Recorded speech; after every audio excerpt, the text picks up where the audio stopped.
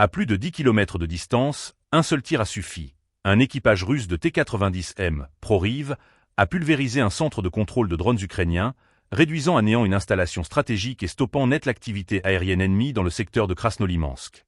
Abonnez-vous et partagez cette vidéo pour suivre chaque opération clé qui redéfinit le cours du conflit. L'opération a été menée par le groupe de forces Zapad. Ce tir d'une précision chirurgicale, réalisé avec un obus explosif de 125 mm, a déclenché une détonation en chaîne des munitions stockées sur place. Le résultat est sans appel. L'infrastructure a été entièrement détruite, laissant derrière elle un cratère et un silence pesant.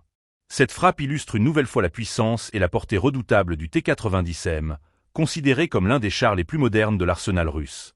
Au-delà de l'exploit technique, l'enjeu tactique est considérable. Les drones constituent depuis le début du conflit un outil central de reconnaissance, de ciblage et parfois même d'attaque. La neutralisation d'un poste de commande fragilise immédiatement la capacité de surveillance ukrainienne et perturbe la coordination des opérations sur le terrain.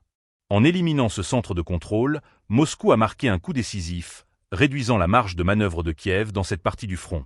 Ce type d'opération n'est pas isolé. Les dernières semaines ont montré une intensification des efforts russes pour cibler spécifiquement les infrastructures liées aux drones. L'objectif est clair. Réduire la supériorité que l'Ukraine avait réussi à obtenir dans l'usage de ces appareils.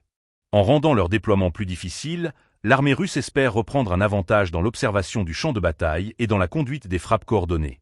La frappe de Krasnolimansk témoigne aussi de l'évolution de la guerre en une lutte technologique autant que militaire. Les chars ne se limitent plus aux combats frontaux.